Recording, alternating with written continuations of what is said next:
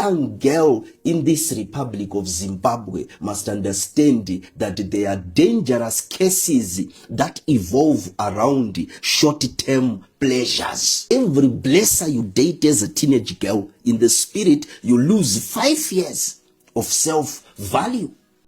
If you date two blessers, that's 10 years of self-value. If you date 4 blessers, that's 20 years of self-value that you lose in the realm of the spirit. So if you are 23 now, for the next 20 years, you'll be living a life that doesn't have self-value. And no man will be able to look at you with a genuine heart. Every man will be seeing you as a handbag of satisfying their lust. If you are a blesser and you are dating a teenage girl, you absorb the curse that comes from corrupting a soul. Now that curse is deadly, and it is bigger than the curses of your ancestors.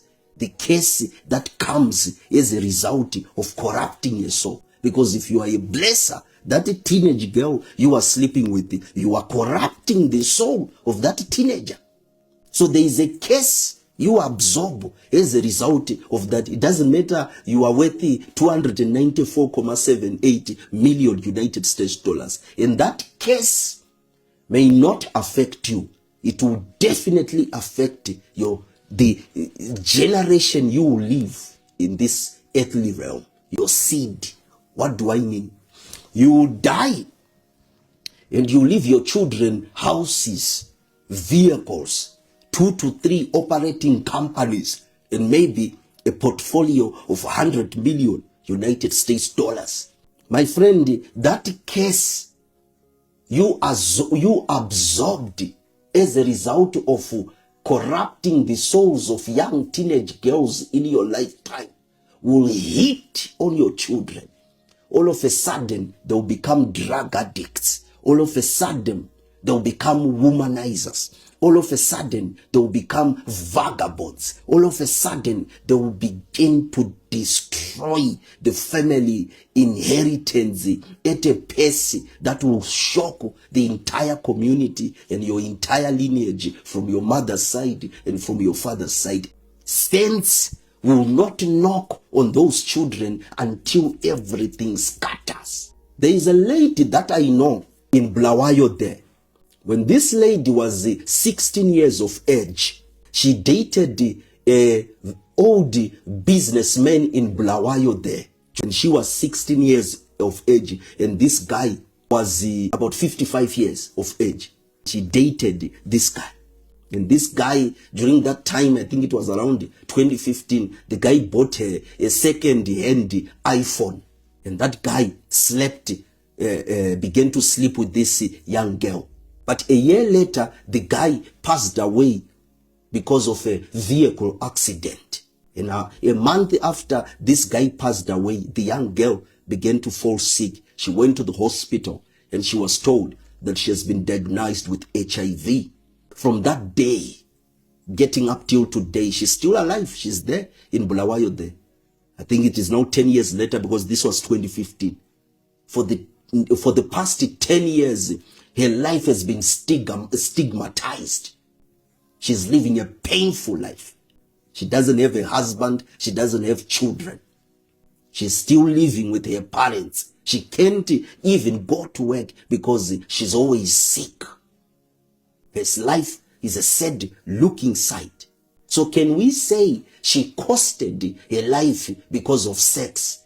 I don't think so. She didn't mess up her life because of sex. She messed up her life because of ignorance and unnecessary agencies. And yet, I know yet still a woman from Mutare, at 19 years she was proposed by a heavy tycoon. She's a beautiful woman, even up till today. She's a bullet, my friend. She's not a joke. She's a beautiful woman. And the blesser told her at 19 years that, look, if you agree to date me, I'll buy you a house. I'll buy you a vehicle. I'll tell you to drop out of school and think of any business of your choice. Even if you require 1 million United States dollars to do that business, you just tell me, I'll give you the money. Guess what? The woman said, perish with your money. I don't want your house, your car, or your money. I don't date married men. The tycoon was shocked, but that was the reality. A year later, when she was 20, she met a young boy and they began dating. They were at the same university. So the young boy had a small poetry project, just a small poetry project that the young guy was doing. And look, they went through the university. Ultimately, they all graduated. After they are graduated, they had their lobola. They prepared for their wedding, and they had their wedding. And they began staying together. And the lady began supporting the guy in that poetry project.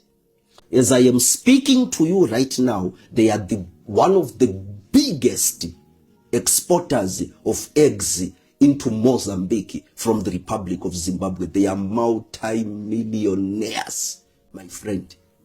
They have 3, if not 4 children, if I am not mistaken. They are living in a duplex, double story, my friend, in Brookville there. She has a G-Wagon, Baba, matte black. She has a 2024 Range Rover autobiography, Baba, red in color. And she has a Bentley, white in color. All their children, they are going to private schools. So that lady at 19 years, she chose purpose over pressure. Had she taken the path of dating the blesser, the tycoon, where would have a life been right now as we are speaking here? If you lick honey from the nest of a cobra, you die sweetly. So blessers will end up becoming the only career path for our young girls. The moment it is like that, it will be a sad looking sight. When you look at it from 1 Peter chapter 3, from verse 3 to 5, it says, young women, do not concentrate on external adornments of weaves, of wearing jewelry on your hands, and of adorning yourselves with beautiful clothes. But let your adornment be of the heart, that you may have a quiet and a gentle and a focused spirit. For such, in the presence of God, it is precious. If you hold your dignity and your value as a girl, God himself will open for you a clear path into power, a clear path into success, a clear path into living a focused life.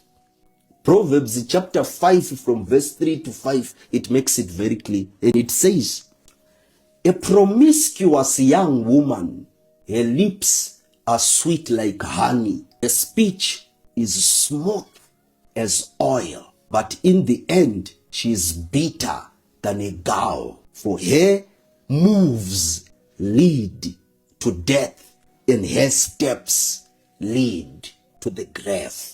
If you marry a girl that went through different blessers in her teenage years, expect 2 things: betrayal and death. Learn to investigate a girl before you settle down with her. 90% of girls who are not virgins, they'll tell you 50% truth of their life. The other 50%, they will hide it from you to their grave.